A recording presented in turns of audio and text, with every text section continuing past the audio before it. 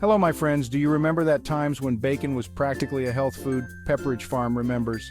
It seems like every other week there's a new study telling us what we should and shouldn't eat. One minute coffee is going to send us to an early grave, the next it's practically a miracle elixir. And don't even get me started on the rise and fall and rise again of carbs. It's enough to make you want to swear off food altogether and subsist solely on air and water. But before you invest in a high-quality air purifier and a lifetime supply of reusable water bottles, let's talk about a dietary dilemma that's been simmering for a while: red meat and its potential link to cancer. Yes, you read that right. The World Health Organization, the folks who keep tabs on global health trends, have weighed in on the matter, and their findings might make you want to think twice before ordering that next steak. Now, before you carnivores out there start throwing perfectly good cuts of beef at your screens, let me assure you this isn't about demonizing meat.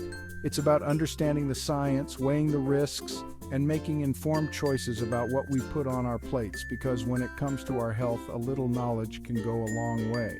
So, grab a veggie burger or a regular one if you must, settle in, and let's dig into the meat of the matter, pun intended, of course.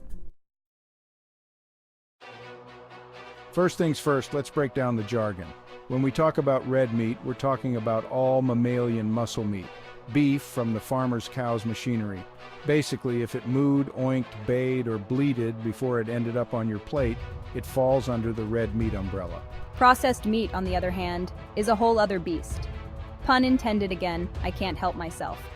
This category includes meat that has been transformed through salting, curing, fermentation, smoking, or other processes to enhance flavor or improve preservation. Think bacon, sausage, hot dog, salami, jerky, all the delicious, salty, processed goodness that makes life worth living. Or so we thought 15 years ago. Now here's where the Ho steps in with the latest news. Back in 2015, they classified processed meat as carcinogenic to humans based on sufficient evidence that it causes not only colorectal cancer. To put that into perspective, that puts processed meat in the same category as cigarettes and plutonium. That says how dangerous they treat it. Red meat, while it's definitively linked to cancer, got slapped with a carcinogenic to humans label. This means that there's a strong body of evidence suggesting a link between red meat consumption and cancer, particularly colorectal cancer. Now, before you swear off burgers and bacon for good, let's be clear, eating a hot dog every now and then isn't going to give you cancer tomorrow, but what is in 20 years? Do you want to die with 65? Badly at colon cancer or similar? Like most things in life, it's all about moderation and balance. That being said, the evidence linking processed meat and red meat to certain types of cancer is pretty compelling.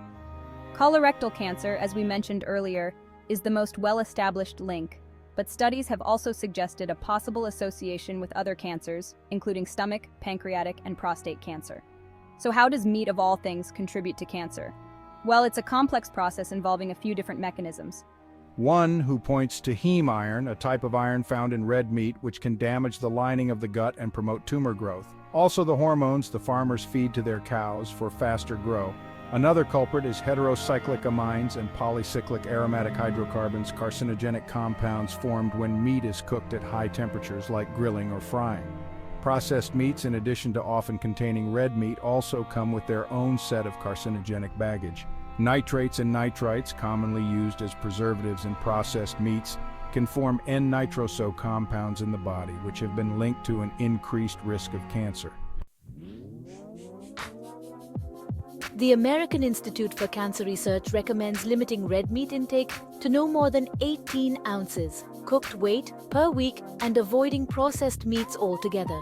We've established that processed meat is bad, at least when it comes to cancer risk. And red meat too. But how much is too much? Where's that fine line between enjoying a juicy burger and putting your health at risk? Now try to find a farmer who lets his cows free on a green pasture for 3 to 5 years and lets them eat only green grass, no extra food with hormones and antibiotics, and then lets them killed on the most human way, and then he calls you that you can come and buy 10 kg of that good and healthy red meat. Can you imagine to find such a farmer? But each 50-gram portion of processed meat consumed daily increases the risk of colorectal cancer by about 18%. And red meat is surely behind, including pancreatic and prostate cancer.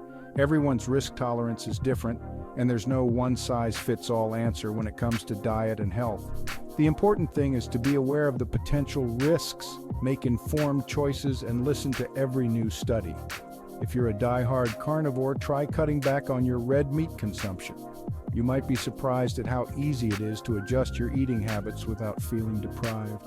Like and subscribe to my channel, and thank you for watching. Your Eric OMAD.